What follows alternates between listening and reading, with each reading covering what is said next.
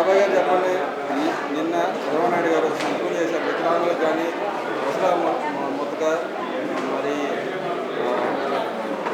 వితంతువులకు అందరికీ పెన్షన్ పెంచారు నిన్నటి నుంచి. దాన్ని ఎలా చూస్తారు మీరు? మొదటి నుంచి కూడా ఈ అల్పులకి,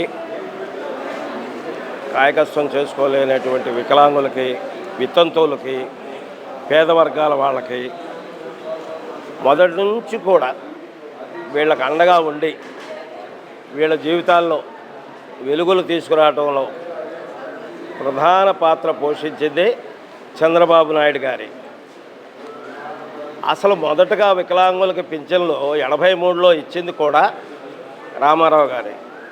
మొదట 30 రూపాయల పింఛన్తో ప్రారంభించి వికలాంగుల ఆత్మగౌరవం పెంచడం కోసం మాకు ఒక కార్పొరేషన్ ఏర్పాటు చేయటం, ఫ్రీ బస్ పాసులు ఏర్పాటు చేయటం, ఇళ్ల స్థలాలు ఇవ్వటం, మమ్మల్ని గుర్తించటం, ఇవన్నీ చేసింది కూడా టీడీపీ ప్రభుత్వం, ఎన్టీ రామారావు గారి ప్రభుత్వం, ఆ తర్వాత చంద్రబాబు నాయుడు గారు.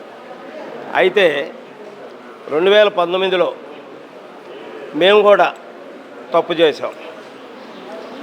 ఎందుకంటే రాజశేఖర రెడ్డి గారి బిడ్డ, యువకుడు, ఉత్సాహవంతుడు, తండ్రి కంటే ఎక్కువ, తన తండ్రి కంటే ఇంకా 2 అడుగులు ఎక్కువ వేసి వాళ్ళ నాన్న ఫోటో పక్కన తన ఫోటో పెట్టుకునే విధంగా మంచి పరిపాలన అందిస్తానని చెప్పిన అతని మాయమాటలు నమ్మి మేము కూడా దేశ చరిత్రలో ఎవరు చేసుకునే విధంగా అర్ధశిరోమండనం చేయించుకొని అరగుండు ఒక మీసం తీయించుకొని 2019లో జగన్మోహన్ రెడ్డి గారికి గెలుపులో మేము కూడా సహాయపడి ఈ 5 సంవత్సరాల కాలంలో ఈ రాష్ట్రం సర్వనాశనం అయిపోవటానికి మేము కూడా కారణమని ఇప్పుడు ఆ దుర్మార్గుడికి పనిచేసినందుకు మా చెప్పుతోటి మేమే కొట్టుకుంటున్నాం.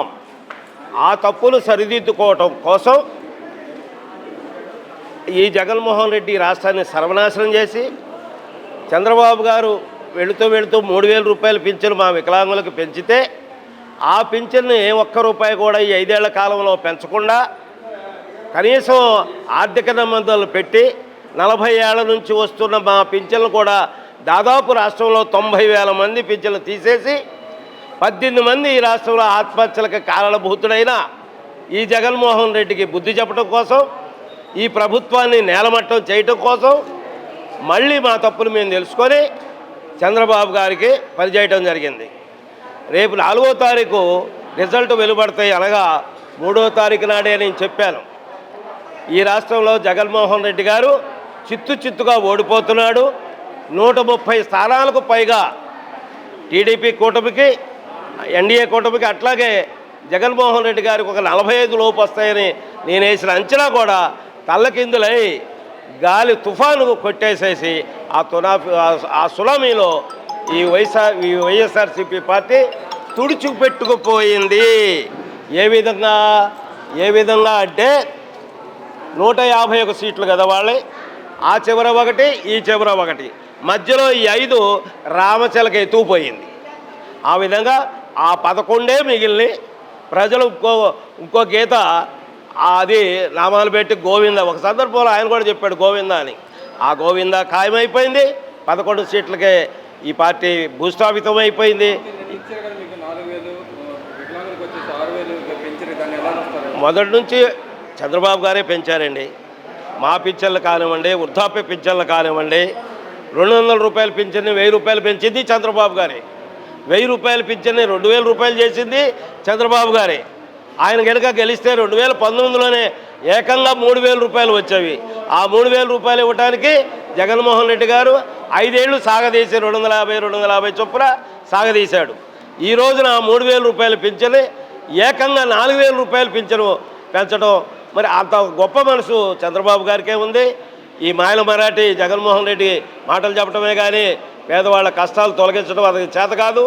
అట్లాగే మా దివ్యాంగులకు ఇచ్చే పింఛను 3000 రూపాయల పింఛన్ని డబల్ చేసి, చూడండి ఎంత పెద్ద మనసు, 3000 ఎక్కడ, 6000 ఎక్కడ, 6000 రూపాయలు డబల్ చేసి 6000 రూపాయలు ఇవ్వటం.